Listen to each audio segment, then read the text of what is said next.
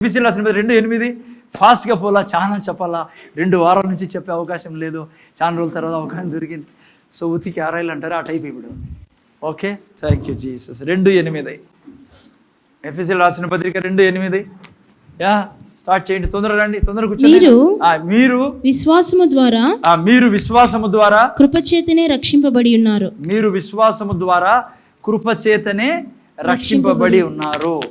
Okay, so వాక్యం మీరు చూసినట్టు ఆంటీ వచ్చారు, మాకు కూర్చోబెట్టండి, జాగ్రత్త చూడండి ప్లేరా. ఓకే, ఏం సబ్జెక్ట్ నేర్చుకుంటా ఉన్నాం? గత 2 వారాల నుంచి పాప మీకు మిస్ అయింది సబ్జెక్ట్. ముందర చూడాలా, రైట్ లెఫ్ట్ చూశానంటే పేరు తీసుకొని చెప్తాను నేను. మళ్ళీ మీరు నన్ను తిట్టుకోండి, గనుక్కోండి, ఏమని చేసుకోండి, నాకేం పర్వాలేదు. ఏమంటారు తెలుగులో? ఫరక్ పడదు, ఏమంటారు తెలుగు? ఐ మీన్ లైక్ ఏం తేడా పడదు. ఓకే, నాకు తెలుసు పాస్టర్గా నా డ్యూటీ ఏమో. సో మీ పేర్లు తీసుకున్నా, మిమ్మల్ని గద్దించినా, మిమ్మల్ని ఏం చేసినా మీ అది మంచి కోసమే ఉంటుంది.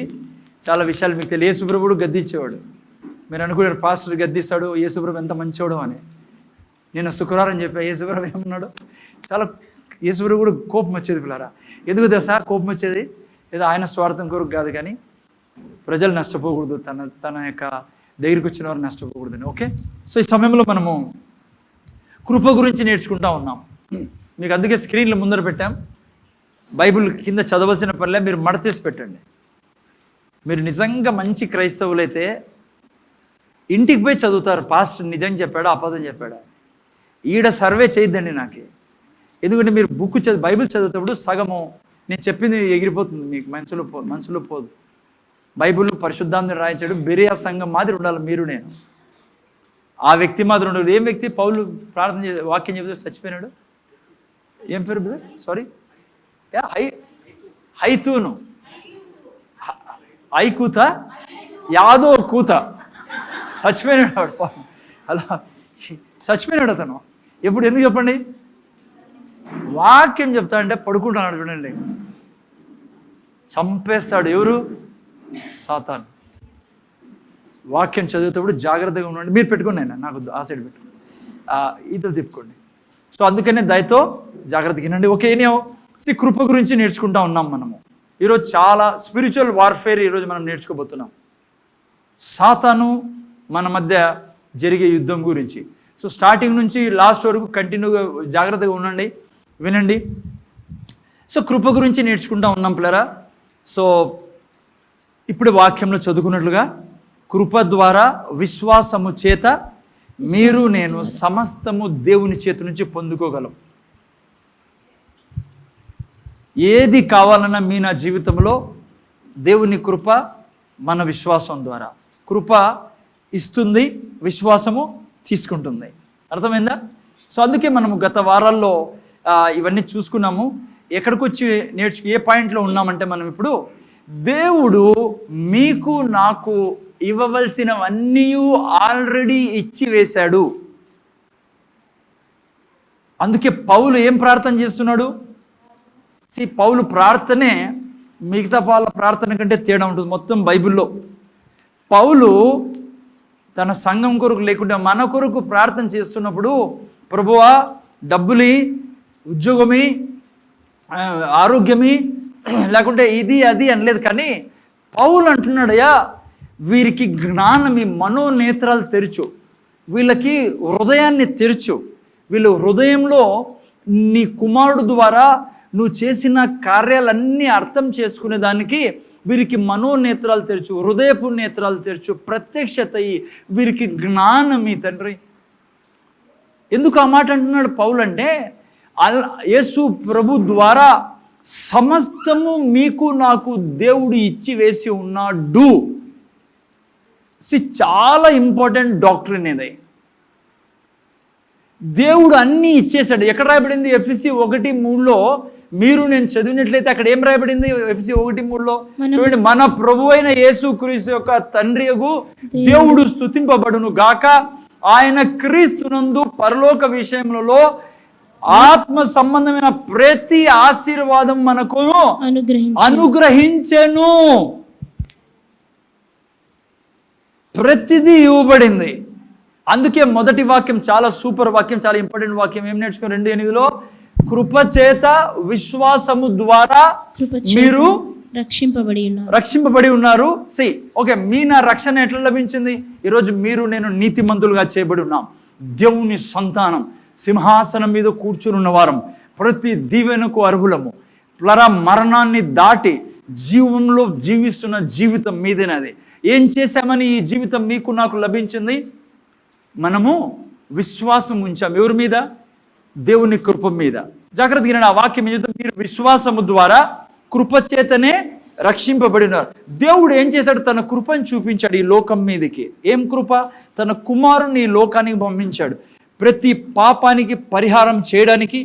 ఆదాము పాపం ద్వారా ఈ సృష్టిలో, మన పాపం ద్వారా ఈ సృష్టిలో, మన జీవితాల్లో వచ్చిన సమస్తాన్ని యేసు ప్రభు ద్వారా తొలగించి ప్రతి ఒక్కరికి తన ద్వారా ఎవరైతే యేసు ప్రభు రక్షకుడుగా అంగీకరించారో వారందరికీ దీవెనలు, ఇంకా వారి జీవితంలో మరణం లేకుండా, రోగం లేకుండా, శాపం లేకుండా, సాతాను యొక్క అధికారం లేకుండా దేవుళ్ళ జీవించే జీవితాన్ని దేవుడు ప్రసాదించాడు. ఎవరి ద్వారా? యేసు ప్రభు ద్వారా. అది ఆయన కృప. మనం ఏం చేసినా తెచ్చుకోలేము అది. సో ఆయన కృప అదే. దేవుడు దేవుని కృప అంటే ఏంటి తెలుసు కదా? కృప అంటే దేవుని భాగం. ఓకే, విశ్వాసం ఏంటి? మన భాగం. మనం ఏం చేశాము? మనం అన్నాము, అయ్యా నిజం ఇది, నా కొరకే నువ్వు చనిపోయావు, నేను పాపాత్ముని, పాపిని, పాపంలో నేను నా తల్లి గర్భం ధరించింది, నేను పుట్టుకతో పాపిని, జన్మత కర్మత పాపాత్ముని, నేను పాపినయా, నాకు రక్షణ అవసరము అని నా విశ్వాసాన్ని ఎవరి మీద చూపించాము? ఆయన కృప మీద.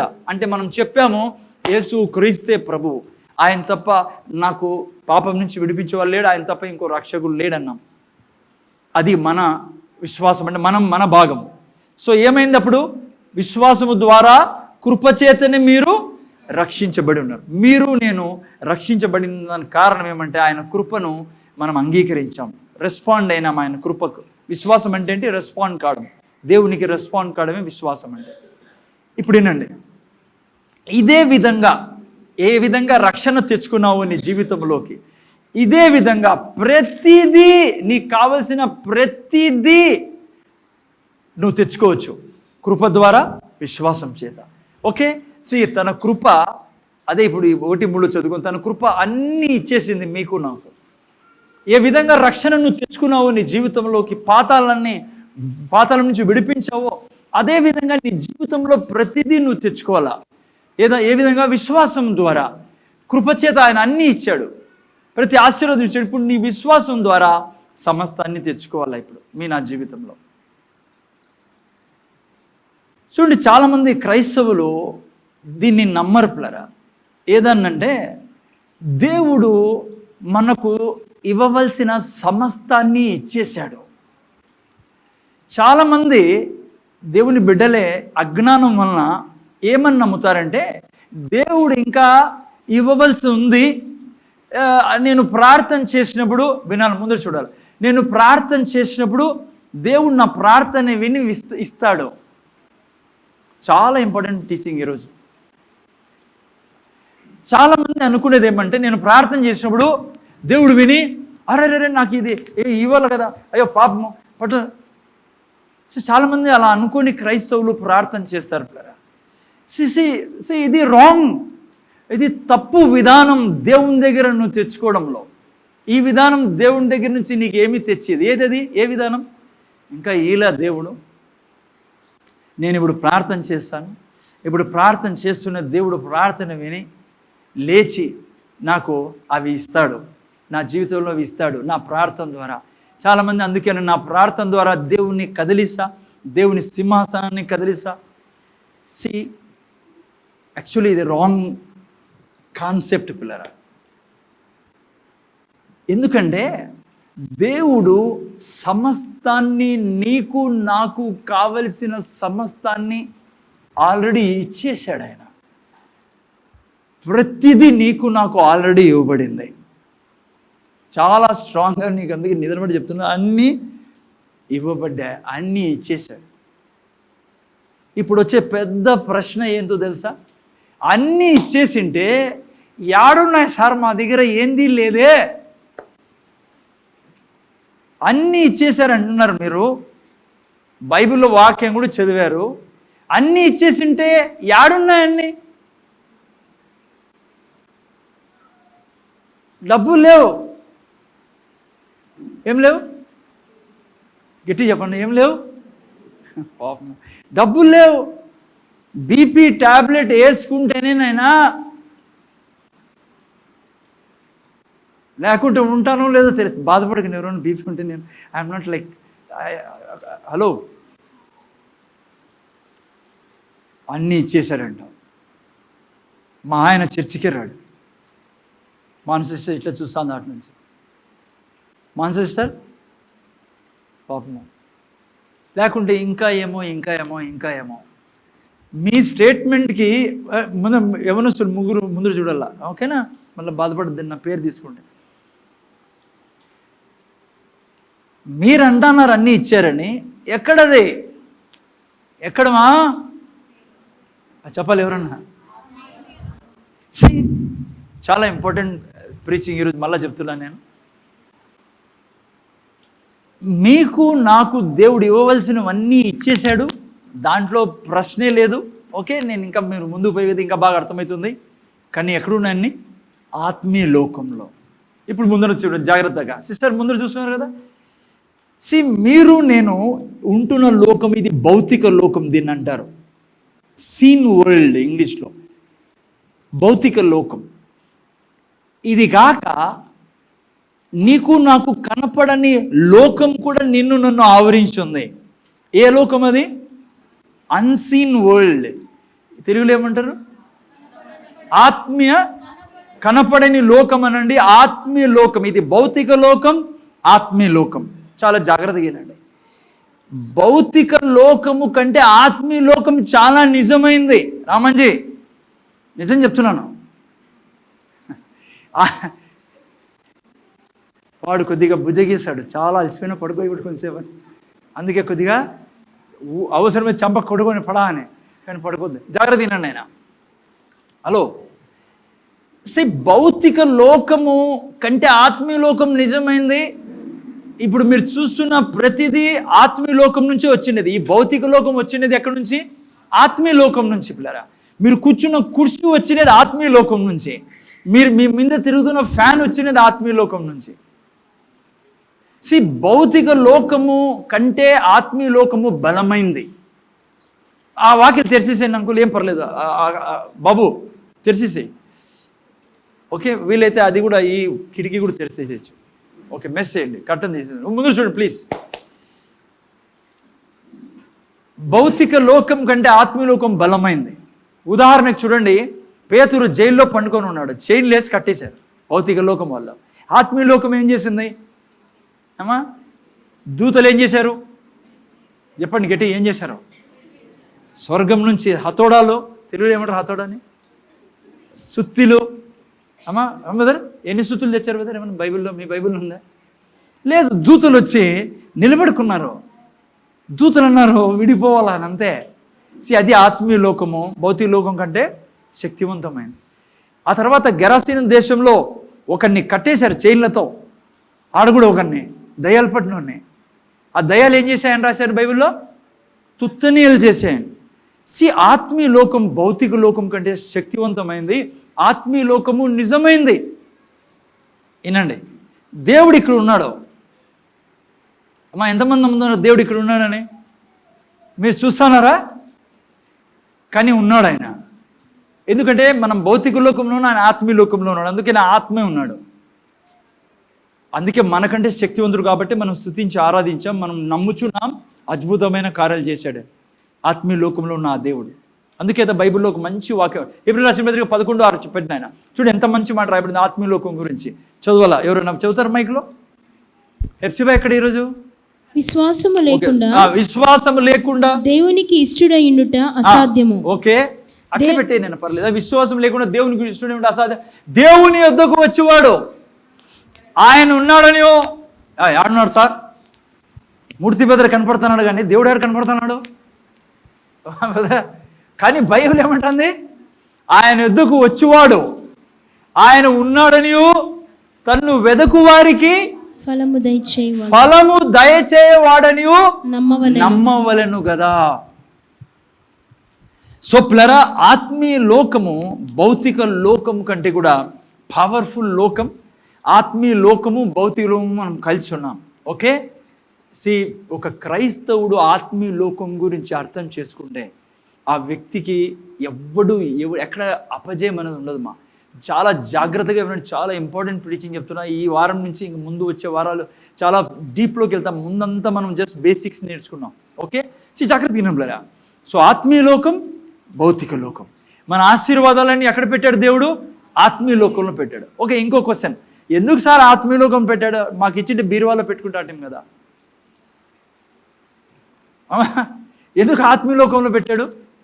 బైబిల్లో మనం చూసుకున్నాం ఈ వాక్యాన్ని. ఎఫెసీ 1:3-4 ఏం రాయబడింది? ఆయన మన ఆశీర్వాదాలని పరలోకం ముందు ఉంచాడు. ఎందుకు ఉంచాడు? జగత్ ఏమరాబడింది? బిఫోర్ ద ఫౌండేషన్ ఆఫ్ జగత్ పునాది జగత్ పునాది వేయబడక ముందే పెట్టేశాడు అక్కడ. అది సమస్య. మీ బీరువా లేదప్పుడు, అమ్మా వింటానవా? మీ స్టేట్ బ్యాంక్ లేదప్పుడు, పోనీ నువ్వే లేవు అప్పుడు. అందుకే అక్కడ పెట్టాడు ఆయన. ఎందుకు ఇక్కడ లేదు? ఇంకా జగత్ పునాది వేయబడక ముందు ఆయన ఏంటి దానికి అర్థము? ఓకే, ఏంటి అర్థం అంటే, దేవుడు ఈ సృష్టిని సృష్టించాలనుకున్నప్పుడు దేవుడు సర్వాంతర్యామి, సర్వజ్ఞాని కాబట్టి చూసేశాడు దేవుడు సృష్టిని. ఎలా చూశాడు? ఓకే, నేను సమస్తాన్ని సృష్టిస్తున్నా, ఆదాముని సృష్టిస్తున్నా, సమస్తాన్ని ఆదాముకి ఇచ్చి ఆదాము ద్వారా ఈ సృష్టిని ముందుకు తీసుకెళ్తాను అన్నప్పుడు దేవుడికి ఇది కూడా అర్థమైంది, ఆదాము పాపంలో పడతాడు. ఆదాము ద్వారా సాతానుకి రాజ్యం ఇవ్వబడుతుంది. సాతాను పాడు చేసి పెడతాడు లోకాన్ని, మనుషుల్ని పాడు చేసి పెడతాడు. సో సృష్టి అంతటినీ గలిబిలి చేసేసి పాపంగా మార్చేస్తాడు. అయితే నేనేం చేస్తా? యేసు క్రీస్తుని పంపిస్తా, నేనే మనిషిగా వెళ్తా. అదే అందుకని మనం యేసు క్రీస్తుని పంపించి దేవుడే మనిషి దారి అయినాడు, అందుకే శరీర దారి అని రాబడింది. ఏం చేస్తా? మరి మనిషిని నేను విడిపించి పాపం నుంచి మరి నీతినిచ్చి, నాయన ముందర చూడాలి, నాయన నీతినిచ్చి పరిశుద్ధతనిచ్చి తిరిగి మనిషిని నేను సింహాసనం మీద కూర్చోబెట్టి తిరిగి సృష్టిని నేను పరిపాలిస్తా. ఆ మనిషి ద్వారా, యేసు ప్రభు ద్వారా నూతన సృష్టిని నేను తీసుకొస్తా.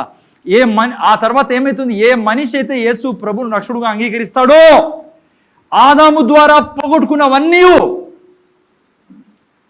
యేసు ప్రభుని రక్షకుడుగా అంగీకరించడం ద్వారా తిరిగి ఆ వ్యక్తి జీవితంలోకి వస్తాయని ఎప్పుడు ఆలోచించాడు దేవుడు? జగత్ పునాది వేయబడక ముందే. సో ఈరోజు నువ్వు నేను యేసు ప్రభుని రక్షకుడుగా అంగీకరించినాం. దేవుని బిడ్డలమైన మీ కొరకు నా కొరకు దాచబడిన సమస్తమును ఎక్కడున్నాయి? ఇప్పుడు ఆత్మీయ లోకంలో ఉన్నాయి. ఇప్పుడు నా రెస్పాన్సిబిలిటీ ఏంటి? అదే విశ్వాసం అంటే. కృప ద్వారా సమస్తాన్ని దేవుడు ఇచ్చేసి ఉన్నాడు. విశ్వాసము ద్వారా మనం ఏం చేస్తున్నాం? ఇప్పుడు ఆత్మీయ లోకం నుంచి భౌతిక లోకంలో తీసుకొస్తున్నాం. అదే మనకున్న పని. విశ్వాసం ఏంటి? బ్రిడ్జ్ పిల్లర్, ఆత్మీయ లోకానికి భౌతిక లోకానికి. లాస్ట్ టైం చెప్పాను నేను. సో ఆత్మీయ లోకం నుంచి ప్రతిదీ మనము ఈ లోకంలోకి తీసుకొస్తాం. ఇది ఒక క్రైస్తవుని జీవితం ఈ భూమి మీద. అందుకే దేవుని దగ్గర ప్రార్థన చేసినప్పుడు ఎప్పుడు కూడా, ఇప్పుడు అడిగాను, ఇప్పుడు లేస్తాడు, చేస్తాడు, ఇస్తాడు, అది రాంగ్ కాన్సెప్ట్. అందుకే ఏంది పొందుకోలేదు దేవుని దగ్గర నుంచి.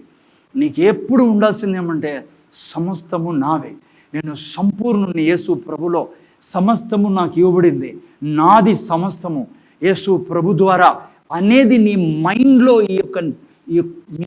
అదే జ్ఞానం ఇమ్మంట అనేది పౌలు. అయా జ్ఞానం వీళ్ళకి, అయా వీరికి యేసు ప్రభు ద్వారా జరిగినది వీళ్ళకి తెలియజే, వీళ్ళకి జ్ఞానమి, విజ్డమ్, రెవల్యూషన్, నాలెడ్జ్ వీళ్ళకు. Okay, wait. ఆత్మీయ లోకం నుంచి ఎలా భౌతిక లోకంలోకి మనం ట్రాన్స్ఫర్ చేస్తాం ప్రతిదీ. ఉదాహరణకు చూడండి, ఎలీషా తన సేవకుడు వచ్చి ఎలీషాతో అన్నాడయా, సిరియా సైన్యం వచ్చి నన్ను చుట్టుముట్టింది. ఇక మన స్టోరీ ఫినిష్, ఎందుకంటే వాళ్ళు వచ్చి మనల్ని తీసుకుపోయేదానికి వచ్చారన్నాడు. ముందు చూడాలి ఇప్పుడు ముఖ్యంగా నువ్వు. ఎలీషా చాలా ఇంపార్టెంట్. హలో ఎలీషా, ఎవరైనా పడుకుంటే ఇట్లా కొట్టండి. ఎలీషా ఆ మాట వింటానట్లే చాలా కూల్ మైండ్తో ఏమన్నాడు తెలుసా? బాబు, మన పక్షం ఉన్నవారు మన విరోధుల కంటే అధికమే ఉన్నారు. నేను చెప్తాను, జాగ్రత్త వినాలా. ఇదే నువ్వు అనుక్షణం జీవించాల్సిన జీవితం. ఇడ నువ్వు కూల్గానే ఉండాలా. ఎలీషా ఆ మాట అన్నాడు.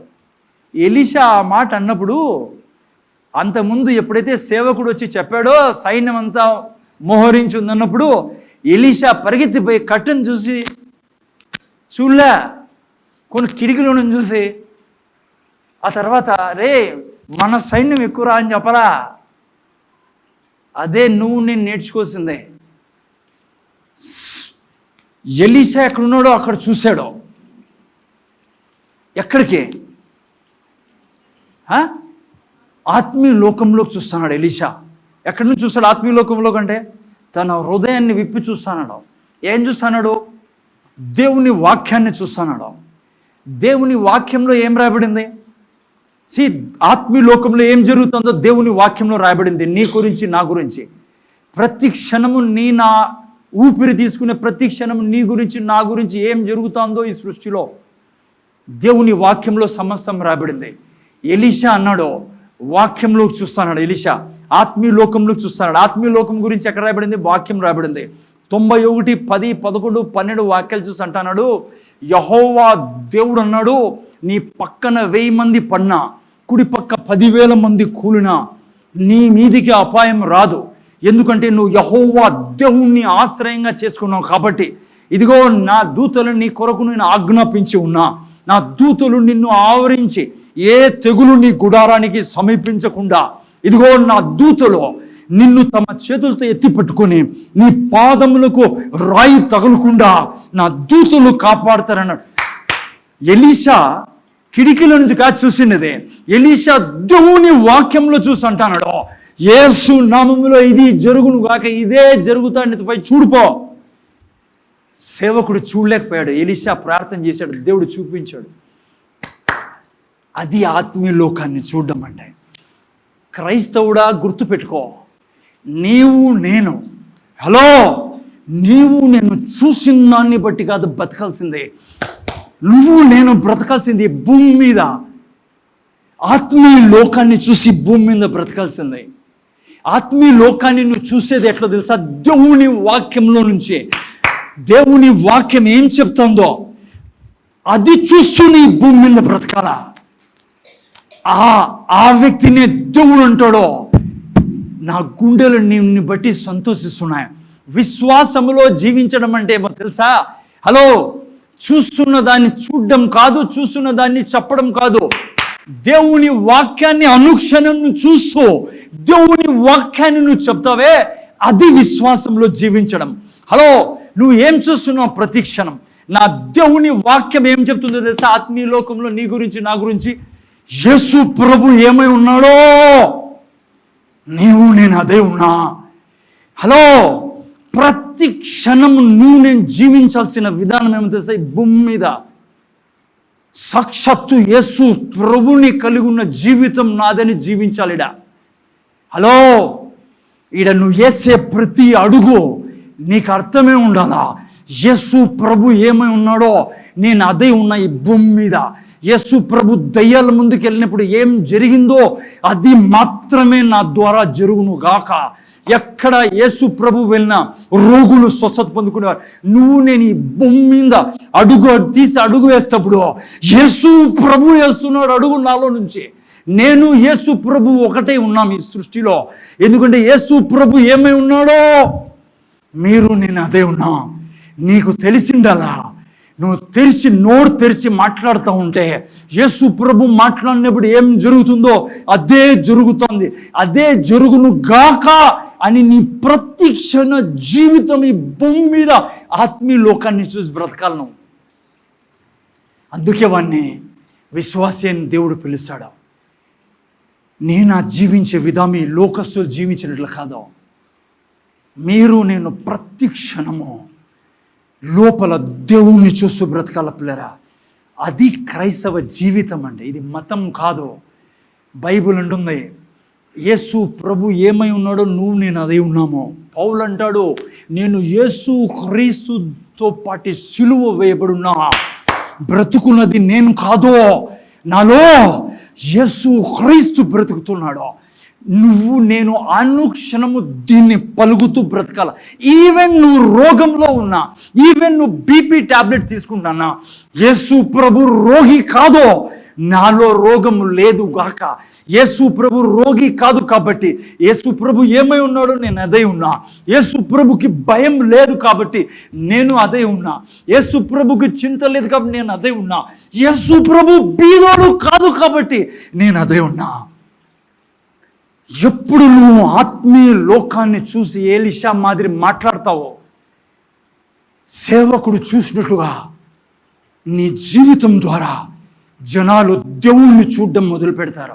నీ జీవితం ద్వారా శరీరాల్లో ఉండే రోగం, క్యాన్సర్ బాక్కడం ప్రజలు చూస్తారు. బిడ్డా, ఈరోజు నీ స్థితి ఏదైనా ఉన్నా నిరుత్సాహపడకో. నువ్వు ఆరంభించు జీవించడం, ఆత్మీయ లోకాన్ని చూస్తూ, వాక్యాన్ని చూస్తూ, నువ్వు అదై ఉన్నావని నమ్ముతూ, నువ్వు మాట్లాడుతూ జీవించినప్పుడు కొద్ది రోజుల తర్వాత ప్రజలు చెప్పడం మొదలు పెడతారు, ఎలీషా సేవకుడుగా. ఇది ఆత్మీయ లోకం నుంచి భౌతిక లోకానికి ట్రాన్స్ఫర్ చేసే విధానం. అందుకే బైబిల్ మొత్తము నీ మాటల మీద ఆధారపడింది నీ జీవితం అని బైబిల్ సెలవిస్తుంది. ప్రతి క్షణం నువ్వు లేస్తున్నా కూర్చున్నా నీకు తెలిసాల్సిందే, దైవత్వంతో నిండి ఉన్నా నేను. నా శరీరం నా ప్రభు ఉన్నాడు. నా శరీరం దేవుని ఆలయం ఉంది. లోపల పరిశుద్ధాత్మ దేవుడు ఉన్నాడు. పరిశుద్ధాత్మ దేవుడు ఏ రోగాన్ని నా శరీరంలోకి రానిడో. యేసయ్య తిన్న దెబ్బల చేత నా శరీరం నిండా ఆరోగ్యం ఉంది. నా ప్రతి బోన్లో పవర్ ఉంది, సామర్థ్యం ఉంది. నా రక్తం నిండా ఆరోగ్యం ఉంది. నేను చెప్పాను కదా పొద్దున, నా హిమోగ్లోబిన్ ఎంత ఉండాలో మెడికలీ నువ్వు చూస్తాను అలా పేపర్లో ఆజ్ఞాపిస్తాను. అలా బ్లడ్ నువ్వు ఇంత ఉంటావు, వెయిట్ నువ్వు ఇంత ఉంటావు, బాడీ వెయిట్. ప్రతిదీ నువ్వు శాసించేదే ఈ సృష్టిలో జరిగేదే. దేవుడు నీ జీవితంలో ఇంటర్ఫీర్ చేయడు. దేవుడు ఆల్రెడీ ఇంటర్ఫీర్ చేశాడు తన కుమారుని ద్వారా. నీ జీవితంలో ఏం కావాలో అన్ని చేశాడు.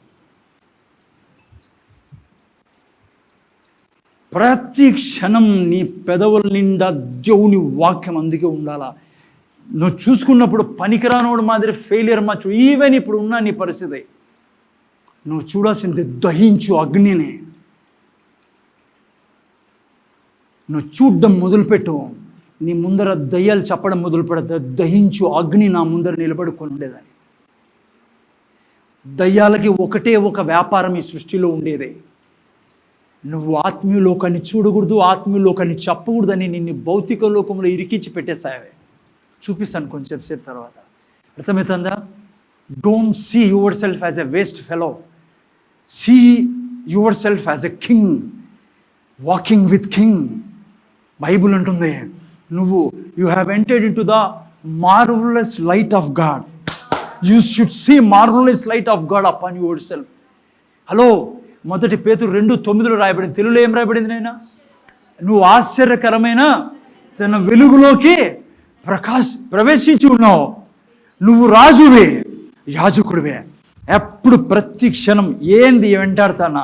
ఏంటండి ఈరోజు పిల్లరా, నీ కళ్ళ గురించి నువ్వు మాట్లాడాలా. My eye sight shall be 6/6. My face shall be beautiful face. As Jesus face is so I'm, my face will be on this earth. My teeth shall be like a Jesus teeth, because as Jesus is so I'm. నా దగ్గర hello,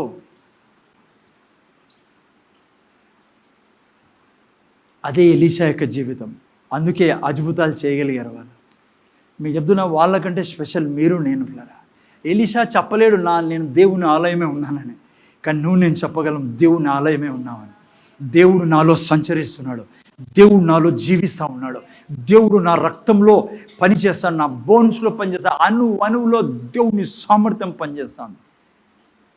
రోమిలు రాసిన 11 రాయబడింది అదే. నీ యొక్క దేహాన్ని అనుక్షణం ఎవరు బతికిస్తాండేది? పరిశుద్ధాత్మ దేవుడు. Okay, so many things are to say this, ఈ పాయింట్ మీద, but you can calculate like. Okay, నాకు చాలా చెప్పాల్సి ఉంది, ముందుకెళ్దాం. ఓకే, ఎక్కడున్నాం మనము? సో మీరు నేను ఆత్మీయ లోకం నుంచి ఈ విధంగా మనము ట్రాన్స్ఫర్. ఇప్పుడు ఈయనలా నేను ఈ కొంచెం సేపు చెప్పాను మీకు ట్రాన్స్ఫర్ చేయాలని. నేను ఇప్పుడు చూపిస్తా ట్రాన్స్ఫర్ చేయకుండా ఏ శక్తులు నీకు అడ్డుపడతాయని. ఓకే, జాగ్రత్తగా వింటానని. ఎస్, ఆత్మీయ లోకం నుంచి భౌతిక లోకానికి మనం ట్రాన్స్ఫర్ చేస్తాం. ఎలా చేయాలో చూసినాం ఇప్పుడు. ఓకే, ఇంకా చాలా ఉన్నాయి రానున్న వారాల్లో. అయితే నువ్వు ట్రాన్స్ఫర్ చేయకుండా నీకు అడ్డుపడతాయి శక్తులు కదా. ఉదాహరణకి దానియేలు గ్రంథం 9లో చూసుకున్నాం. తీకండి, ఆల్రెడీ చూసుకున్నాం కాబట్టి. ఏం రాబడింది దానియేలు గ్రంథం 9లో అంటే, దానియేలు దేవునికి ప్రార్థన చేస్తా అన్నాడు. ప్రార్థన చేస్తూ ఉంటే అక్కడ దూత రావడం జరిగింది. దూత వచ్చి అన్నాడు, దానియేలు నువ్వు ప్రార్థన చేసిన వెంటనే నేను పంపించబడ్డా, ఇదిగో వచ్చేసా, ఇదిగో ఆన్సర్ అన్నాడు. 3 నిమిషాలు పట్టింది. లాస్ట్ టైం చాలాసేపు డిస్కస్ చేసాం కదా. దానియేలు ప్రార్థన చేస్తాడు. మా ఇంట్లో అర్థమవుతుందా? కొంతమంది ఫాస్ట్గా వెళ్తున్నానా? యా, అయితే ప్రార్థన చేస్తున్నప్పుడు వెంటనే జవాబు వచ్చేసింది దానియేలుకి. అయితే తర్వాత 10వ అధ్యాయంలో ప్రార్థన చేస్తున్నాడు దానియేలు. ప్రార్థన చేస్తూ ఉంటే 21 రోజు పట్టింది ఆన్సర్ తెచ్చేదానికి. అమ్మా, ఎన్ని రోజులు పట్టింది? ఇక్కడ చాలామంది క్రైస్తవులు దానియేలుకే 21 రోజు పట్టింది సార్, నాకు 40 రోజులు పడతాం, 2 ఏళ్ళు సార్ రాక, 3 ఏళ్ళు సార్ రాక. దానియేలుకి నీకు చాలా తేడా ఉంది. అయినా జాగ్రత్తగా వినండి, ఎందుకు లేట్ అయిందో మీకు చెప్తాను నేను. ఓకే, సో ఓకే, ఎందుకు లేట్ అయింది ఆ క్యాలిక్యులేషన్ రాదని పొరపాటు కూడా 20, 40, 50 రోజులు అయింది, 20 రోజులు అయింది, అది లేదు మనకి. ఎందుకు రాలేదో మీకు ఇప్పుడు ఎందుకు రాలేదో నేను చూపించబోతున్నా కొంతసేపులో. ఓకే, జాగ్రత్త వినరా. ఓకే, అల్టిమేట్లీ ఎందుకు రాలేదు రిప్లై? ఎందుకు రాలేదు రిప్లై చెప్పండి రా, మీకు తెలుసు కదా. యా సాతాను అడ్డగించాడు. సాతాను దయ్యము ఎక్కడ సైతాను అడ్డగించాడు అన్న, నో ప్రాబ్లమ్స్. ఎవరు చెప్పారు? దూతే చెప్పాడు. ఏం చెప్పాడు? అయ్యా ఆ క్షణమే ఆన్సర్ తీసుకున్నాను నేను. దేవుడు అన్నాడు, నోరు తెరుస్తానట్లు అన్నాడు, గో. ఎందుకంటే already done deal. This is పాత నిబంధనలోనే డన్ డీల్. అయితే ఇక్కడ కొత్త నిబంధన పరిస్థితే వేరు పిల్లరా. ఓకే, ఎనియో దూత అన్నాడు, దయ్యం ద్వారా ఆపబడ్డాను నేను, సాతాన్ ద్వారా ఆపబడ్డాను. ఓకే, వినండి. ఎస్, సాతాను ద్వారా నా ఆన్సర్ ఆపబడుతుంది. ఓకే, బట్ డోంట్ కంక్లూడ్ చేయకండి. ఓకే, సాతాను ద్వారా ఆపబడుతుందంట అని పోయి ఎగరద్దండి. ముందర చూడండి.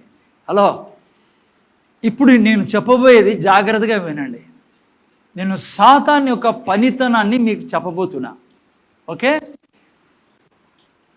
అక్కడ ఆపడం సాతాన్ ద్వారా నిజం. అది సాతాను ఇప్పుడు కూడా ఆపుతాడనేది నిజం. కానీ సాతాను నువ్వు నేను అనుకున్నట్టు, చాలామంది క్రైస్తవులు అనుకున్నట్ల చాలా బలమైన వాడు కాదు, శక్తివంతుడు కాదు, లేకుంటే దేవునితో సమానమైన వాడు కాదు.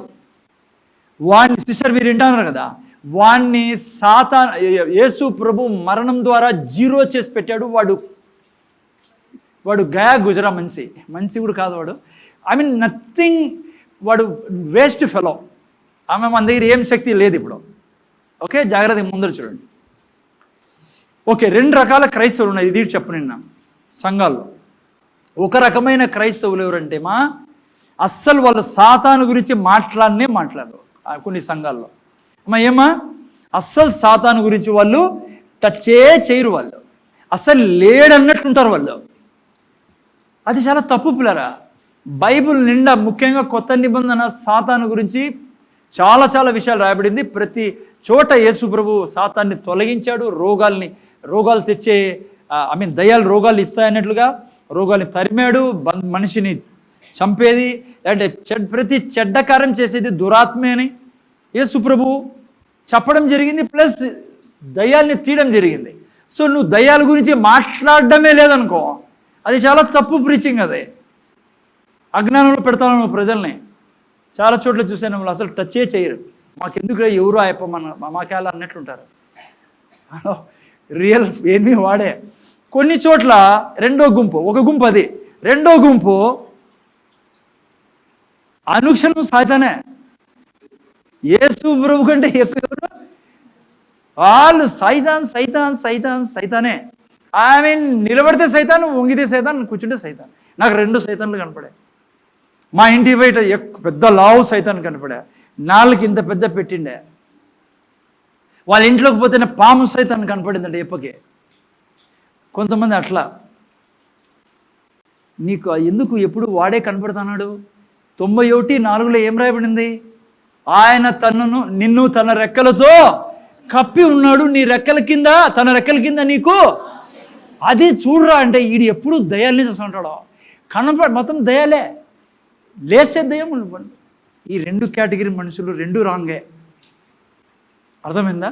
ఇప్పుడు రండి అసలే గ్రిడ్లోకి. సాతాను ఉన్నాడు, దయ్యాలు ఉన్నాయి, దురాత్మ శక్తులు ఉన్నాయి. ఓకే, జాగ్రత్తగానండి. అయితే యేసు ప్రభు మరణ పునరుత్థానం తర్వాత సాతానికి, దయ్యాలకి ఏ శక్తి లేదు పిల్లరా. బాగా రిజిస్టర్ చేసుకోవాలా. అయితే వానికి ఒక శక్తి ఉంది. ఆ శక్తిని నువ్వు అర్థం చేసుకున్నావు అనుకో, ఆల్రెడీ విక్టరీ మందే. అన్నీ 6లే. అర్థమవుతుందా? ఏంది తెలుసా మన దగ్గర ఉండేది? జాగ్రత్తగానండి, చాలా జాగ్రత్తగానండి. ఇది 2 ముఖ్యమైన గుణాలు ఉన్నాయి వానికి. మా ముందర చూడండి ఆయన. ఒకటి, ఫస్ట్ గుణం సాతాన్ దగ్గర ఉన్న శక్తి ఏమో తెలుసా? వాడు జిడ్డు. వాడు, నాకు తెలుగులో ఏం చెప్పాలో తెలుగు ఈ పదం చెప్తాను. జిడ్డు అంటే ఏంది అసలు యాక్చువల్గా నాకు కూడా తెలియదు. పోడు వాడు కదా. అంటే ఓకే నేను చెప్తాను. జిడ్డు అంటే ఏంటంటే వాడు నువ్వు అనుకున్నంత ఈజీగా నువ్వు పోరా అంటే పోయేవాడు కాదు. ఉదాహరణకి ఏదో అనారోగ్యం ఉంది, నువ్వు మాటికి వాక్యం చెప్తానే ఉన్నావు, నువ్వు నమ్ముతా ఉన్నావు, నీ శరీరం నిండా దేవుడు పనిచేస్తున్నాడు, వాక్యం విడుదల చేసినప్పుడు అగ్ని వెళ్తాంది, దేవుని సామర్థ్యం వెళ్తాను, నువ్వు చెప్తానే ఉన్నావు. బాగా ముందర చూడాలి బిడ్డ, చాలా ఇంపార్టెంట్ పాయింట్. ముందర చూడండి, ఎందుకంటే మీరు చాలా అలసిపోతా అంటారు. ఎందుకు తెలుసా? ముందర చూడండి. వాడికి తెలుసు ఒకటి, నీతో వాడు నిన్ను పుట్టినప్పుడు నుంచి చూస్తున్నాడు, నువ్వు ప్రభులో రాకముందు నుంచి. నువ్వు కొద్దిసేపు చెప్పి దాము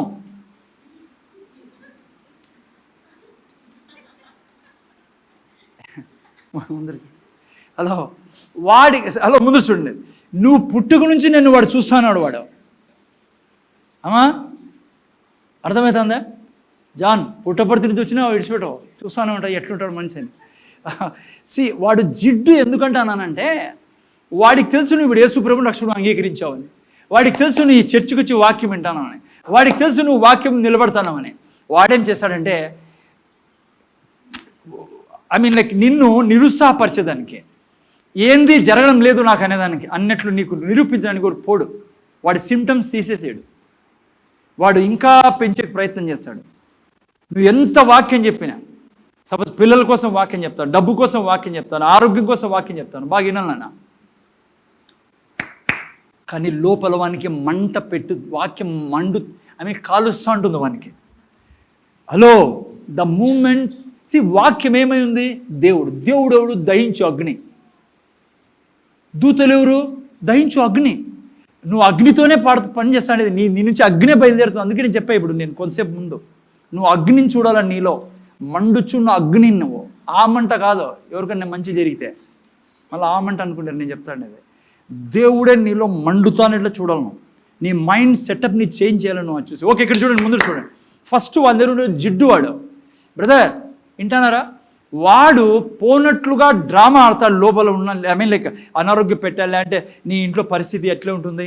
మీరేం చేస్తారంటే కొద్ది రోజు దేవుని వాక్యం మీద నిలబడి చేసి చెప్పి కొద్ది రోజు చల్లబడిపోతారు. వీడు పోడు, నేనెందుకు ఊరికి అవస్థపడాలా, వానితో నేను అడ్జస్ట్ అయిపోతాను. No don't do that.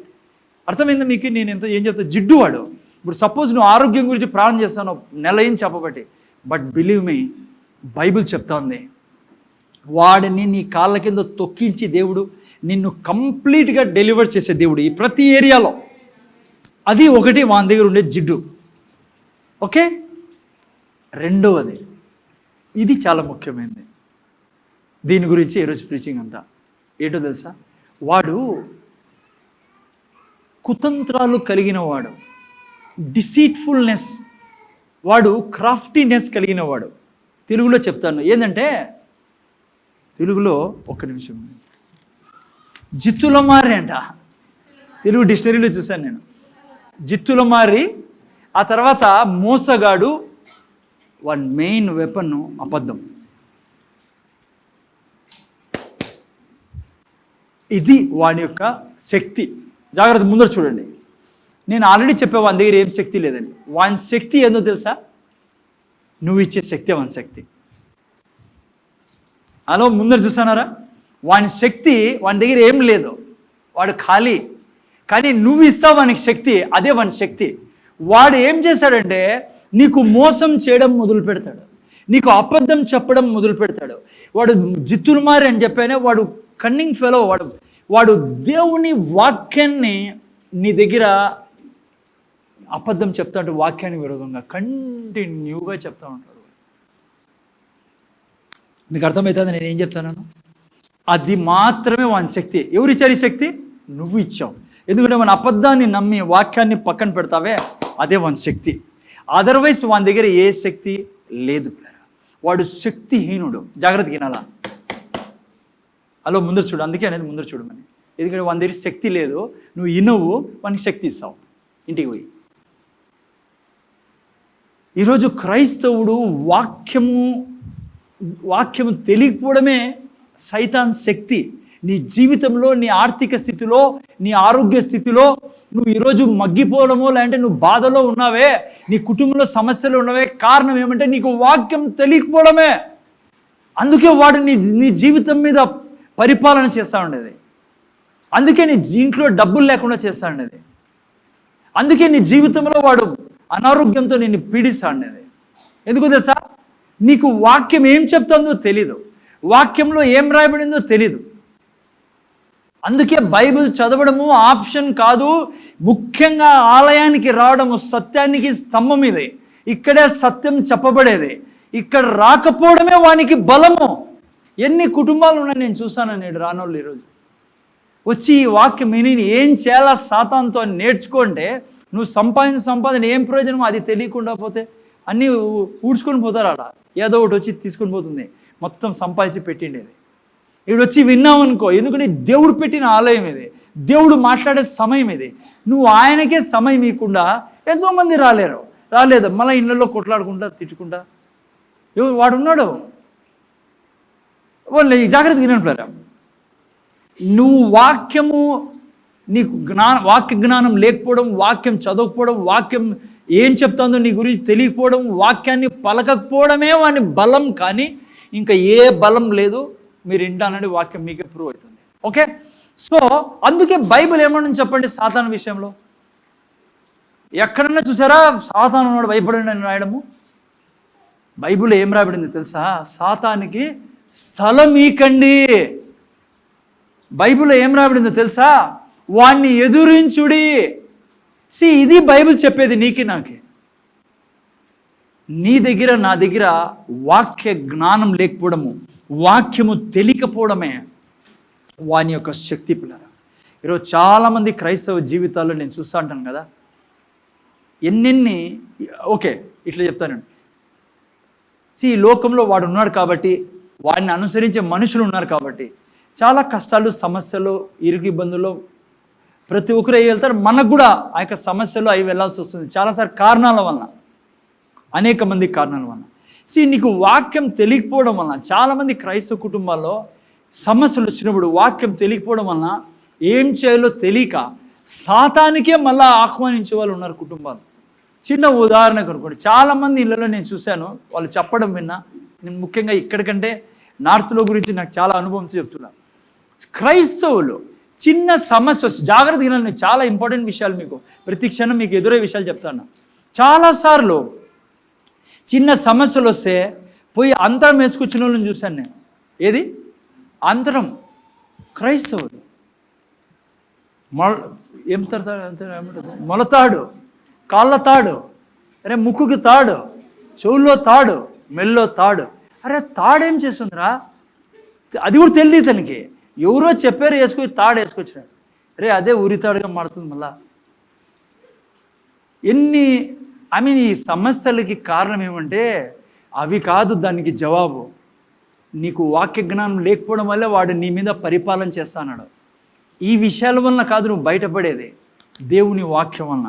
చిన్న సాక్ష్యం మీకు చెప్తానండి. నేను మొన్ననే ఒక దైవజనుడు చెప్పేది విన్నా. ఒక చోటికి ఒక దైవజనుడు వెళ్తే జమ్మూ ప్రాంతానికి, ఆ ప్రాంతంలో ఒక దైవజనుడితో వచ్చి ఒక వ్యక్తి యవనస్తుడు కలిసి అన్నాడు, వినాల మీరు ముందు చూడండి నేను ఇది వినలేదనుకో మీరు చాలా తిప్పల్లో పడతారు. నేను చెప్పేది ఇది వార్ఫేర్ గురించి చెప్తానని. మీరు ఇంటికి పోయి మాట్లాడుకోండి, మీకు చాలా అర్జెంట్ మాటలు ఉంటాయి. ఈడేం మాట్లాడాలా, ఈడే ఫినిష్ చేసుకోవాలా, ఇంటికి పోయి మాట్లాడచ్చు కదా. జాగ్రత్త వినంటారా. నేను చెప్పే విషయాలు మీకు తెలియకుంటే చాలామంది మీరు నిద్ర రాకుండా రకరకాల సమస్యలు పడతారు. ఇప్పుడు ఈయన చెప్పేది విన్నారనుకో, పడుకుంటే రాజు మాదిరి యేసుప్రభు మాదిరి పడుకుంటారు బెడ్ మీద. రాత్రి 5 అలారం కీ అనేంత వరకు నాకు నిద్ర లేదు. నేను అట్లా ఉండాలి నిద్ర అంటే. ఓకే, తెలియదు అనుకో, వాడు ఆడుకుంటాడు. నేను ఏం చెప్తున్నా మీకు, నువ్వు ఎలా ఏం శక్తి సాతాన్ దగ్గర ఉండేది మనం నేర్చుకుంటా ఉన్నాం. జాగ్రత్తగా వినండి. ఆ పాస్టర్ దగ్గర వచ్చి ఒక దేవనస్తుడు అన్నాడు, సార్ బ్రదర్ మా డాడీ కూడా పాస్టరే, కొద్ది రోజుల క్రితమే ఒక రోగంతో మా డాడీ చచ్చిపోయినాడు. ఇంకోసారి రిపీట్ చేస్తా. ఈ యవనస్తుడు వచ్చి ఒక దైవజనుడితో అన్నాడు, పెద్ద దైవజనుడు అయినా, అంకుల్ మా డాడీ కొద్ది రోజుల క్రితము చచ్చిపోయినాడు అంకుల్, ఒక రోగంతో చచ్చిపోయినాడు. పాస్టర్ మా నాయన రోగంతో చచ్చిపోయినాడు. అయ్యో ఏమైందా, ఏం రోగం అంటే, ఏదో రోగం నాకు గుర్తులేదని, ఏదో రోగం అది, దాంతో చచ్చిపోయినాడు. మా నాయన దేవుడు ఎందుకు అంకుల్ మా నాయనకి ఆ రోగం ఇచ్చిండేది, ఎందుకు మా నాయన రోగంతో చచ్చిపోయాడు, మా నాయన పాస్టర్ కదా. జాగ్రత్త వినాలి. ఇప్పుడు ఆ దైవజనుడు అడిగాడు, ఏం జరిగింది నాయన అంటే, అంకుల్ ఏం జరిగిందంటే మా నాయన ఓ రోజు పొద్దున్నే లేచి అన్నాడు, మా ఇంట్లో వాళ్ళతో అన్నాడు, రాత్రి ఒక కళ్ళు వచ్చిందిరా, ఆ కళ్ళు ఏందో రోగం నాకు వచ్చినట్లు కళ్ళు వచ్చింది, ఏం రోగమో ఏదో అని చెప్పాడు. రోగం పెట్టినట్లు కళ వచ్చింది, నాకు రోగం వచ్చినట్లు కళ వచ్చింది అన్నాడు. జాగ్రత్త వినాలా. సాతాను చేసే పని అదే. నీకు కళలో రోగం వచ్చినట్ల, యాక్సిడెంట్ వచ్చినట్ల, లేకుంటే ఇంకా ఏదో చెడు జరిగినట్ల కళ వస్తే నువ్వు పొద్దున్నే లేచి, అందరూ చెప్పండి, పొద్దున్నే లేచి అందరికీ ఫోన్ చేసి, నాకు కళ వచ్చింది, రోగం వచ్చింది, యాక్సిడెంట్ అయింది అని అందరికీ చెప్పు. నాకు కూడా చెప్పు, నేను బాక్స్ తీసుకొని రెడీగా ఉంటా. కొద్దిగా షార్ప్గా చెప్పాలి కొంతమందికి, ఎందుకు నిద్రపోతున్నారు కదా. ఎందుకు చచ్చిపోయాడు ఆ పాస్టర్ గారు?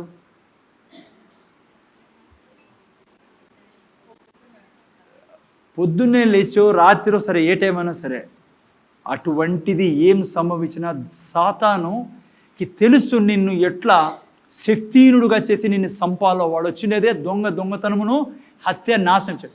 ఏం చేసింది ఈ పాస్టర్ గారు? లేచి అనసింది, ఏ రోగం పెట్టి నన్ను కన్ఫ్యూజ్ చేయాలని ప్రయత్నం చేసిన సైతానా, ఫస్ట్ ఇక్కడ ముందర రాను. ఏం చెప్పాలా? ఫస్ట్ ఇక్కడ రాను, ఇక్కడ ముందర నిలబడు. అసలు ఎంత గుండె ధైర్యం రా నీకు, నాకు అసలు కనపడడానికి. నీకు యేసు క్రీస్తు నామములో టోటల్ అగ్నిని, నేనైతే ఇట్లే చెప్తాను, మీరు చెప్తారు లేదు, టోటల్ ఫైర్. నువ్వు ఈ సృష్టిలో దయ్యంగా ఉన్నంత వరకు నిన్ను వెంటాడును గాక, నిన్ను కాలుస్తూ ఉండును గాక. సీరియస్ పనిష్మెంట్ మనం ఇచ్చేది. భయంకరమైన వేరే దయాలు వాని దగ్గర మాత్రం పోతున్నాను. వాడు అగ్గి తగిలిస్తే లాస్ట్ వరకు కాలుతూనే ఉంటాం మనం. రీలు సిస్టర్ అట్లే చేసింది. ముందర రారా నువ్వు, ఫస్ట్కి రారా నువ్వు, కళ్ళల్లోకి వచ్చి కనపడినోడికి రా, ఫస్ట్ రా, అట్లే చెప్పాను నువ్వు. వాడిని సివియర్గా పనిష్ చేసి, వాని ముఖం మీద కొట్టి, యేసయ్య తిన్న దెబ్బల చేత అణువు ఆరోగ్యంతో నిండి ఉంది. వాక్యం దొరికిన వారికి జీవమును, వారి సర్వశరీరమునకు ఆరోగ్యము లభించను అని రాయబడింది. లోపల దేవుని శరీరం, పరిశుద్ధాత్మ దేవుడు ప్రతి అణువులో ఆరోగ్యంతో నింపి ఉన్నాడు. నాకే ఏ రోగము నా శరీరానికి తాకదు గాక. యేసయ్య తిన్న దెబ్బ చేత నిండు స్వస్థతలో ఉన్నాను. నేను దీర్ఘాయువుతో తృప్తిపరచబడి ఉన్నా. నేను చెప్పినప్పుడే ఈ భూమి మీద నుంచి నా శవం లేస్తుంది. ఇది కూడా చెప్పాలను. ఏ పాతాళానికి కానీ, ఈ సృష్టిలోని ఏ ఆత్మ కానీ నా ప్రాణం మీద, నా మరణం మీద అధికారము లేదు గాక. నాకు మాత్రమే అధికారం ఉంది. నా దేవుడు నాకు నా జీవం మీద అధికారం ఇచ్చి ఉన్నాడు. నా దేవుడు నన్ను దీర్ఘాయుతో తృప్తిపరిచి ఉన్నాడు. నేను సుఖ జీవముతో కూడిచిన సంవత్సరములను ఈ భూమి మీద బతుకుతాను. వాని శక్తి ఎక్కడుంది? నీ నోట్లో నువ్వు చెప్తే. ఆ పాస్టర్ లేచి ఏం చెప్పాడు? కనపడిన వాళ్ళందరూ చెప్పి, రాత్రి యాక్సిడెంట్ కళ వచ్చింది, యాక్సిడెంట్ అయిపోతాను అలా చెప్పి చాలామంది ఆసుపత్రికి పోయిన వాళ్ళు ఉన్నారు. యాదో దైవజనుడు కనపడి నీకు చెప్పాను అనుకో, నాకు ఇది నీ గురించి ఇట్లా వచ్చింది, యాక్సిడెంట్ అయిపోయినది శుభవార్త అని చెప్పి అందరూ చెప్పినావు అనుకో, పట్ట పట్ట పట్ట పట్ట ఇరిగిపోతాయి ఎముకలన్నీ. ఎవరు నవ్వరే? అది వాని శక్తి. అది నీకు ఎగ్జాంపుల్ చెప్తాను. అది వాడు ఏం లేనోడు, సిగ్గు లేదు అని, శరము లేదు, ఆ టైపు మనుషులు పట్టుకుని అతను సిగ్గు లేదురా శరం లేదురా అని. ఒక్కడే ఈ సృష్టిలో సిగ్గు శరం లేనివాడు ఎవడు? సాతాను. శక్తి లేనివాడు. వానికి శక్తి ఎక్కడి నుంచి వచ్చింది? నీ నోటి నుంచి. ఓకే, ఇప్పుడు 3 వాక్యాలు మీకు చెప్పాలా. జస్ట్ ఇదంతా ఇంట్రొడక్షన్ 3.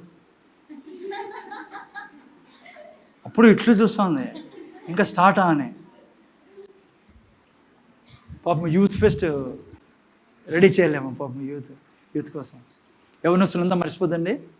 ఓకే, అర్థమైంది వాళ్ళకి అర్థమైంది, అర్థం కాని వాళ్ళకి పట్టించుకోద్దండి. నేను కూడా యూత్ కాదు కాబట్టి. ఓకే, నేను 3 ముఖ్యమైన వాక్యాలు నేను చెప్పబోతున్నా తిరిగి సాతాను పనిచేసే విధానం గురించి. ఓకే, రండి పదం. మొదటి వాక్యం ఎఫెసీయులకు రాసిన పత్రిక 6వ అధ్యాయం 10వ వాక్యం. ఎఫెసీయులకు రాసిన పత్రిక 6వ అధ్యాయం 10వ వాక్యం తీసి చెబుతారు ఎవరన్నా? తుదకు ప్రభువు యొక్క మహాశక్తిని బట్టి ఆయన ఎందు బలవంతులై ఉండుడి. తుదకు చదువునేనా? తుదకు ప్రభువు యొక్క మహాశక్తిని బట్టి ఆయన ఎందు బలవంతులై ఉండుడి. ఆయన ఎందు బలవంతులై ఉండుడి. మీరు అపవాది తంత్రములను ఎదిరించుటకు శక్తిమంతులగునట్లు దేవుడిచ్చు సర్వాంగ కవచమును ధరించుకొనుడి. జాగ్రత్తగా వింటే పిల్లరా, ఇక్కడ మంచిగా మొదలైంది 10వ వాక్యం. తుదకు అంటే ఏంటి అర్థము? ఇంగ్లీష్లో ఫైనలీ అంటే ఎఫెసీయులకు రాసిన పత్రిక అంతా రాసి నా గురించి ఉన్న ఆశీర్వాదాలేమి, నువ్వు నేను యేసు ప్రభులో ఏమై ఉన్నామో, ఎలా బ్రతకాలో మంచి పుస్తకం. ఐ డోంట్ నో ఎప్పుడు నేను ఆరంభించిన ఈడ అనంతపురం వచ్చిన రోజు నుంచి నా కోరిక ఏమో తెలుసా, ఎఫెసీయులకు రాసిన పత్రికకి బైబిల్ స్టడీలో తీసుకోవాలని. ఎప్పుడు కానీ బ్రహ్మాండమైన పుస్తకం ఎఫెసీయులకు రాసిన పత్రిక. ఓకే, సరే అంతా చెప్పిన తర్వాత ముగించే ముందు పౌలు అంటాడు, తుదకు ఫైనలీ ప్రభు యొక్క మహాశక్తిని బట్టి. నేనా ఇంగ్లీష్లో పెట్టరా, నువ్వు తెలుగులో చదువు. నేనా చదివేసావా? ఓకే, ప్రభు యొక్క మహాశక్తిని బట్టి ఆయన యందు బలవంతులై ఉండుడి. మీరు అపవాది తంత్రములను ఎదిరించుటకు శక్తిమంతులగునట్లు దేవుడిచ్చు సర్వాంగ కవచమును ధరించుకొనుడి. ఓకే, దేవుడి సర్వాంగం ధరించి చదివేసి. ఏలైనగా మనము పోరాడునది శరీరులతో కాదు గాని, బాగా అర్థం కాలేదు. మనము పోరాడునది శరీరులతో కాదు గాని ప్రధానులతోనూ అధికారులతోనూ ప్రస్తుత అంధకార సంబంధులకు లోకనాథులతోనూ ఆకాశ మండలమందున దురాత్మల సమూహములతో పోరాడుచున్నాము. ఇప్పుడు చూడండి, మనం స్పిరిచువల్ వార్ఫేర్ నేర్చుకుంటాను. ఏ రీతిగా సాతాన్ని ఎదిరించాలి. శక్తి లేదు వానికి. ఎక్కడి నుంచి శక్తి వస్తుందో ఆల్రెడీ చెప్పాను నేను మీకు. ఓకే, ఇప్పుడు చూడండి జాగ్రత్తగా, చాలా 3 వాక్యాలు, ఇంపార్టెంట్ వాక్యాలు. ఇక్కడ చూస్తే తెలుగు ఇంగ్లీష్లో ఎందుకు పెట్టించానంటే 12వ వాక్యంలో చూస్తే, ఫార్ వీ డు నాట్ రెస్లింగ్లో ఏం జరుగుతుంది? జనరలీ రకరకాలుగా ఉంటాయి కుస్తీలు, కొంతమంది రకరకాలుగా ఉన్నాయి. కానీ ఇక్కడ పౌలు రాస్తున్నప్పుడు పరిశుద్ధాత్మ దేవుని సహాయంతో తన మైండ్లో ఏముందంటే, యాక్చువల్ సింపుల్గా మీరు అర్థం చేసుకునే రెస్లింగ్ ఏంటంటే ఒకరినొకరు దొబ్బుకోవడం. అర్థమవుతుందా? సపోజ్ ఇప్పుడు ఎవరినో దొబ్బుకుంటాడు చూసారా? రెస్లింగ్ చాలా రకాలుగా ఉంది. కింద పడేసేది, ఈపు పడేసేది, రింగులో నుంచి దొబ్బేసేది. యాక్చువల్గా ఇక్కడ బిబ్లికల్ విధానంగా చూస్తే ఒకరినొకరు దొబ్బుకోవడాన్ని రెస్లింగ్ అంటాం. తెలుగులో యుద్ధము అని రాయబడిందా? పోరాటం. పోరాటం. మీకు మనకు సాతానుకు ఉండే పోరాటం ఇది పిల్లరా. వాడాడు కనపడుతున్నాడు, సార్ నేను దొబ్బేకి అంటావా నువ్వు? హలో, అదే వాడు ఆత్మీయ లోకంలో ఉన్నాడు.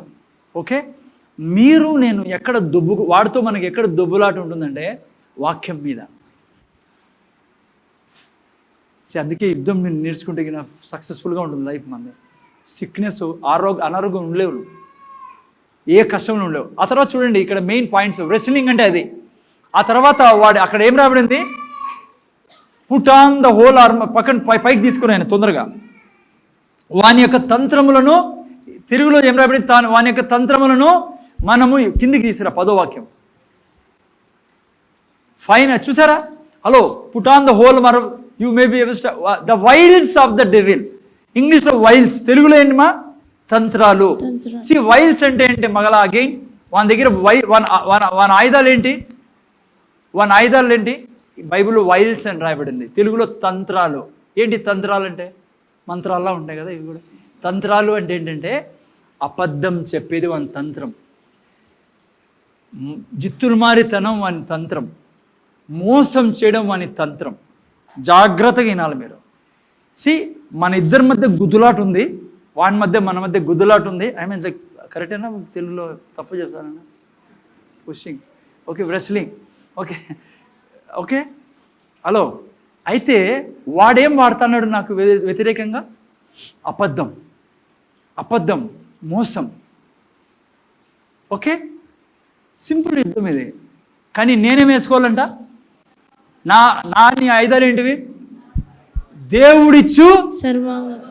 అది ఇది ఎవరిచ్చినది? మార్కెట్లో కొనుక్కునేది కాదు, దేవుడిచ్చిన సర్వాంగ కవచం.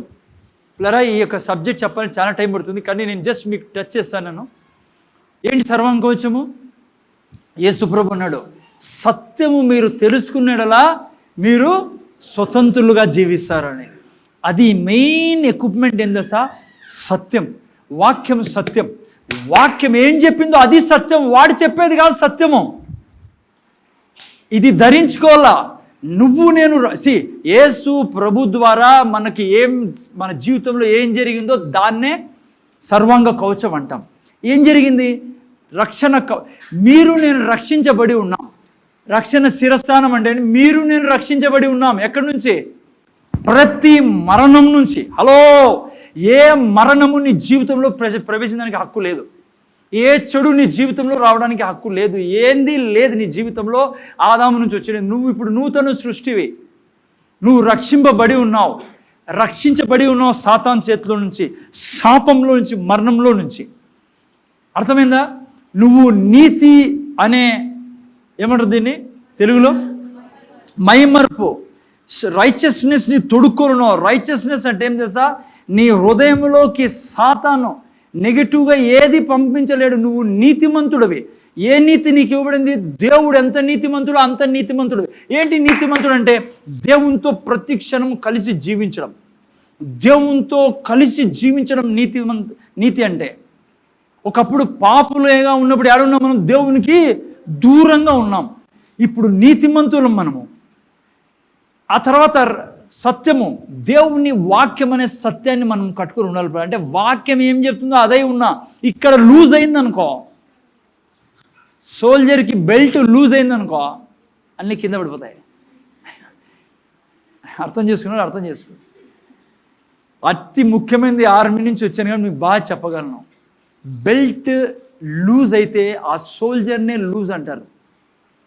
సివియర్ పనిష్మెంట్ ఇస్తారు ఆర్మీలో. అందుకే మేము పెరేడ్లో నిలబడినప్పుడు ఫస్ట్ వచ్చి చెక్ చేసేది బెల్టే. చెయ్యి వేస్తాడు, ఆయన చెయ్యి పోకూడదు లోపలికి. అర్థమైందా? చెయ్యి లోపలికి పోకూడదు ఆయన బెల్ట్, మన బెల్ట్లోకి. అంత టైట్గా ఉండాలా, అంత టైట్గా ఉండాలని నీకు దేవుని వాక్యము.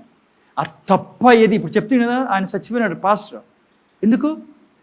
సత్యం లేదు ఆయన దగ్గర. బైబిల్ తెలుసా ఆయనకి. వాడు అంటాడు, ఇదిగో నీకు ఈ రోగం వచ్చింది, దేవుడే పెట్టినాడు అనుకుంటా, కల్లో చూసినావు కదా, అది భయంకరమైన రోగము. ఈయన పోయి అందరికీ చెప్పుకొని ఆ రోగం ఖచ్చితంగా శరీరంలో పుట్టింది. అందుకే వాని యొక్క ఆయుధం ఏంటి? అబద్ధం. సో నీ ఆయుధం ఏంటి? సత్యం. ఆ తర్వాత సమాధానం జోలు. దేవునితో నువ్వు సమాధానం ఉన్నావు. అమ్మా ముందర చూడండి, ఆయన పొర్రపాటును కూడా దేవుడికి నీకు ఏదో ప్రాబ్లమ్స్ ఉన్నాయని చచ్చిపోయినా రానిద్దు. నువ్వు దేవునికి ఇష్టడవి, కను పాపవి నువ్వు, డార్లింగ్వి నువ్వు. నీ పాపాలని ఇప్పుడు పాపమే కాదు, నువ్వు సృష్టి ఉన్నంత వరకు నువ్వు ఏ పాపం చేసినా ఆల్రెడీ కడిగేశాడు ఆయన దాన్ని. నిన్ను ఎన్నడే కానీ అసహించుకోడు దేవుడు. నేను ముందర చూడండి, అంత డార్లింగ్ నువ్వు. ఇంకా మీ అమ్మ నాన్న కంటే కూడా నిన్ను వాళ్ళన్నా అసహించుకుంటారేమో నిన్ను, కానీ భార్య భర్తలు దేవుడు ఎన్నడే కానీ అంత ప్రియుడు నువ్వు, సమాధానంతో ఉన్నావు నువ్వు ఆయనతో. ఇంకేముంది ఆ తర్వాత? విశ్వాసం అనే డాలు. మా ముందర చూడండి, ఆయన దేవుడు ఏం చెప్పాడో అది డాలు, వాక్యము. ఆ తర్వాత ఏముంది ఇంకోటి? సోడ్ ఆఫ్ ద హోలీ స్పిరిట్, వాక్యం. ఓకే, జాగ్రత్త వింటారా? టోటల్గా చెప్పాలంటే అన్ని వాక్యమే. అంటే వాడు అబద్ధం చెప్పడమే వాని యొక్క శక్తి. నువ్వు వాక్యం మీద నిలబడే ఇది జరుగుతుంది. ఇప్పుడు ఉదాహరణకి ఎలీషా మాదిరే అనుక్షణం ఏం చూసావు? ఇంతవరకు చెప్పాను, ఏం చూస్తావు నువ్వు ఇంక నుంచి? చైర్ మీద కూర్చొని నా భర్త, నా భార్య, నాకు డబ్బులే, నేను దరిద్రుని, శని పట్టుకుంది నాకు, ఆడపోయి ఆమె దగ్గర నెత్తి మీద అది వేయించుకొస్తా, అదే చూసేది ఇంక నుంచి? ఏం చూస్తాను? వాడు అబద్ధం చెప్తాడు, నువ్వు బీదరికమే నీ భవిష్యత్తు. నువ్వేం చెప్తావు?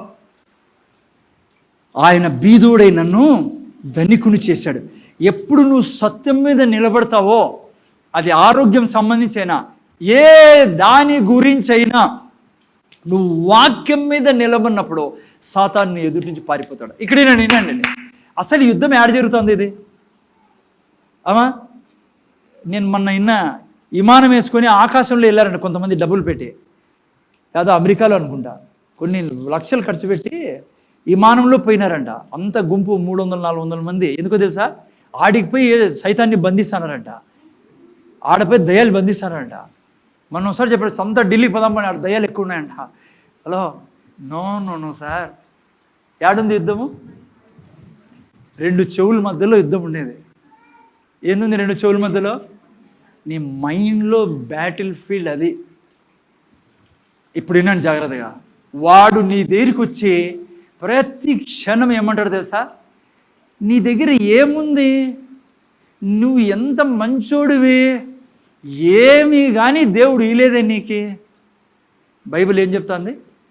అన్నీ నీకు ఇవ్వబడి ఉన్నాయి. ఇంకో విషయం నాకు గుర్తొస్తుందని చెప్తాను. సాతానికి ఒక వాక్యం బాగా తెలిసిపోయారా? ఒక వాక్యము వానికి చాలా ఇష్టమైన వాక్యము, ఇంగ్లీష్లో చాలా బాగా రాబడింది. 23:7 సామెతల గ్రంథము. యాజ్ మ్యాన్, గట్టి చెప్పండి, as a man thinketh so is he. అది వాని యొక్క పెద్ద ఆయుధం వాని దగ్గర ఉండేది. వానికి ఇది సాలరా నాకి అని జంపు చేస్తా అంటాడు. వానికి తెలుసు మనిషి ఏం ఆలోచిస్తాడో అదే విధంగా ఉంటాడు ఆ వ్యక్తి అని. అది వాని యొక్క బలం వానికి. అందుకే వాడు వచ్చి, నేను ముందే చూడండి, నీతో ఎప్పుడు మాట్లాడుతూ ఉంటాడు, వాడు అబద్ధాలు చెప్తూ ఉంటాడు. హలో, నీ దగ్గర ఏమీ లేదు, నీకు దేవుడు ఏమీ లే, నువ్వు చాలా గరీబైన మనిషివి. జాగ్రత్తగా వినరా, ఎల్లప్పుడూ నీ ఇమాజినేషన్ మీద, నీ నాలెడ్జ్ మీద, నీ విజ్డమ్ మీద కంటిన్యూగా అటాక్ చేస్తూ ఉంటాడు సాతాను. ఈడ యుద్ధం జరుగుతూ ఉండేది. వాడికి తెలుసు నీకు అన్నీ ఇవ్వబడి ఉన్నాయి, నువ్వు అవి పొందుకోకూడదు, నువ్వు అవి ఆనందించకూడదు. నువ్వు భక్తికి జీవం కావాల్సిన అన్నీ కలిగిన వ్యక్తి, నువ్వు ఆనందించకూడదు. ఏం చేయాలి వాడు? 2వ వాక్యము. ఒక వాక్యం అయిపోయింది, 2వ వాక్యంలోకి వస్తా. అందుకే పౌలు ఒక చోట అంటాడు, నాకు భయం వేస్తుంది అని. ఎవరికి భయం వేస్తుంది? పౌలుకే. ఎట్లా? చేయండి, 2 కొరింథీయులకు రాసిన పత్రిక 11:3. తొందర చదవండి ఎవరైనా. సాతాన్ యొక్క వార్ఫేర్ ఎక్కడమా? మైండ్లో. ఎందుకు? నీ విశ్వాసాన్ని, నువ్వు విశ్వాసం లేకుంటే నీ జీవితం డిస్ట్రాయ్ అవుతుందని తెలుసు వానికి. నువ్వు వాక్యం మీద నిలబడకూడదు, వాక్యం మీద నమ్మకూడదు, వాక్యం నీలో ఉండకూడదని అబద్ధం వాడు చెప్తా ఉంటాడు నీ జీవితంలో. అందుకే చూడు పౌలు ఏమంటాడు ఇక్కడ 11:3 చదువు నేను తొందరగా. తన కుయుక్తి చేత హవ్వను మోసపరిచినట్లు, తెలుగులో పెట్టినా, సర్పము తన కుయుక్తి చేత హవ్వను మోసపరిచినట్లు మీ మనసులను చెరపబడి. చూసారా, సర్పము తన కుయుక్తి చేత హవ్వను మోసపరిచినట్లు మీ మనసులు, ఎవరిని, ఏంటివి? నీ మనస్సును చెరుపబడి క్రీస్తు ఎడలనున్న సరళత నుండి, పవిత్రత నుండి ఎట్లయినను తొలగిపోవునేమో అని భయపడుచున్నాను. ఎవరు చెప్తున్నారు ఈ మాట? ముందు చూడాలి బిడ్డ, ముందు చూడు. పౌలు అంటున్నాడు, నేను భయపడతానా? ముందర చూడాలా. ఎవరికి భయపడతాడు పౌలు సైతానికి భయపడతాడా? ఎవరు భయపడతాడు పౌలు? చెప్పరేమి? ఎవరు భయపడతాడంటే సైతానికి కాదు భయపడతాడు. ఇది పోనీ మన గురించి భయపడతాడా? అయ్యో క్రైస్తవులు శక్తి లేని వాళ్ళే, ఏం చేసేదబ్బా వీళ్ళకి, దేవుడు బలమీలే.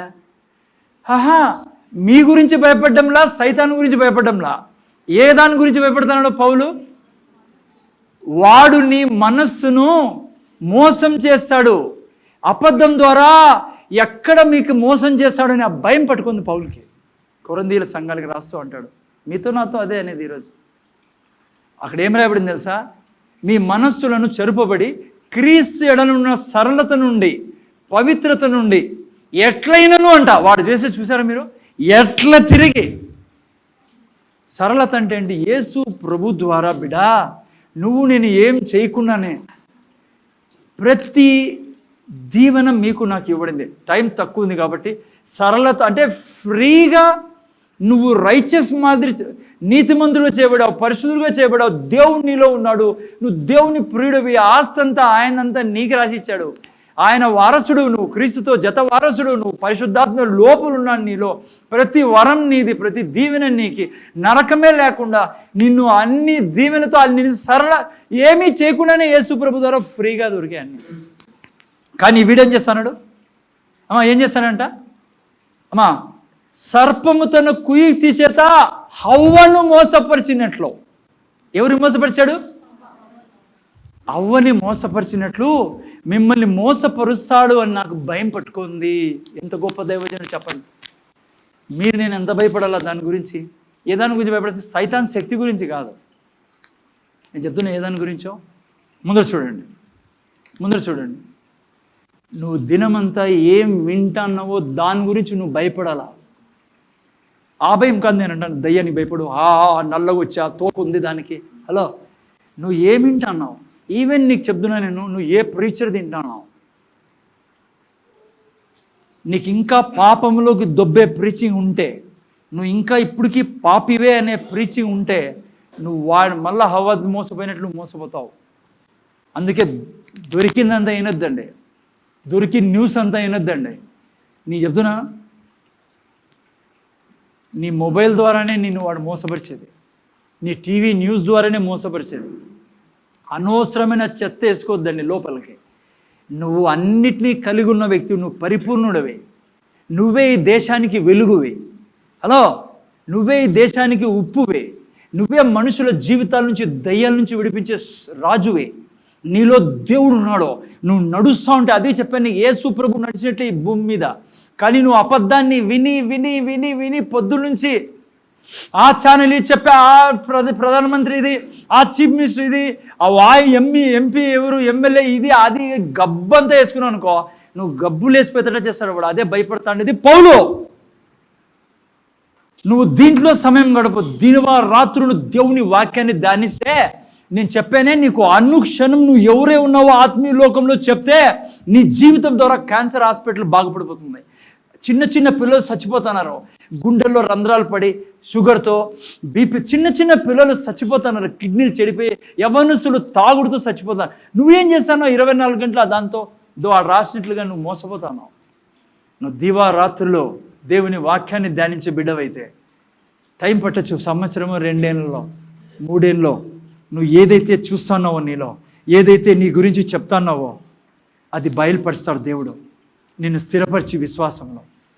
చూడండి, కొద్ది రోజుల తర్వాత పాస్టర్ క్రిస్, నేను చాలాసార్లు చెప్పాను, కొన్ని ఏళ్ళు ఇవన్నీ చెప్పేవాడు. ఇప్పుడు మీరు వింటున్నారే, వాక్యం చెప్పేవాడు.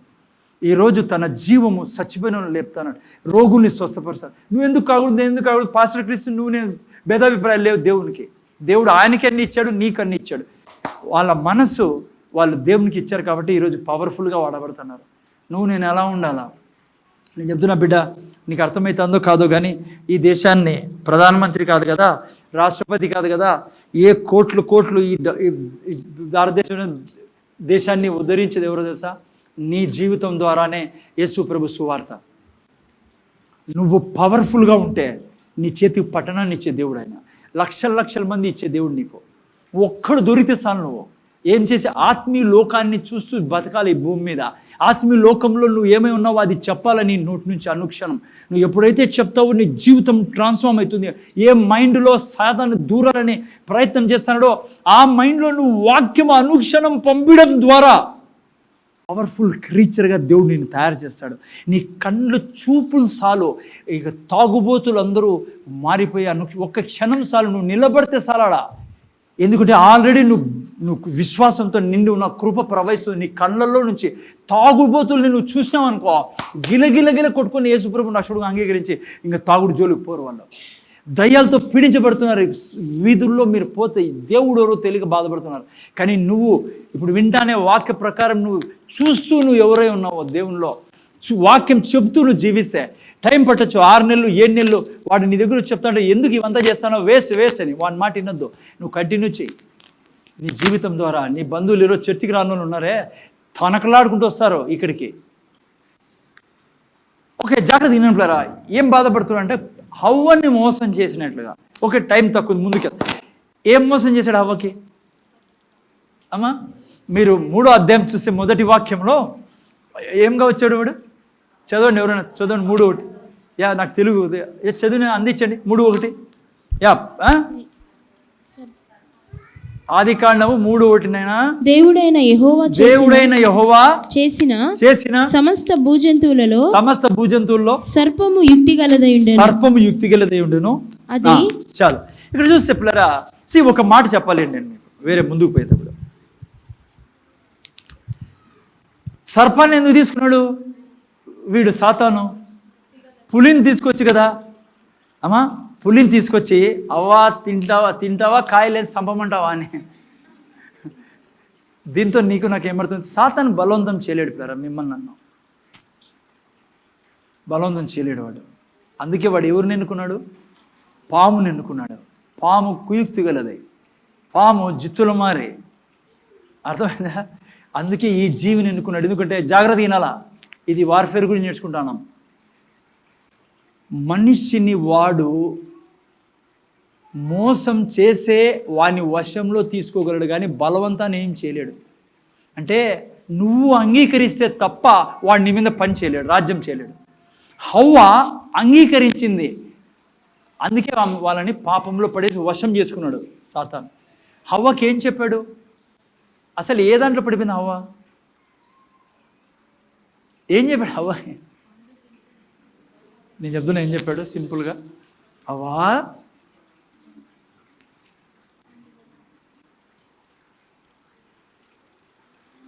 నువ్వు అన్నీ ఉన్నాయనుకుంటాను, నీ దగ్గర కొన్ని లేవు. అనంతపురం భాషలో అవి కావాలంటే నేను చెప్పినట్లు చెయ్యి, అన్నీ కలిగి ఉంటాను. అదే చెప్పిండేది. నేను చెప్తున్నా నీకు, 24 గంటలు సేమ్ స్ట్రాటజీ వాడు నీతో చేసేది. వినండి, జస్ట్ కంప్లీట్ చేస్తా క్లియర్గా.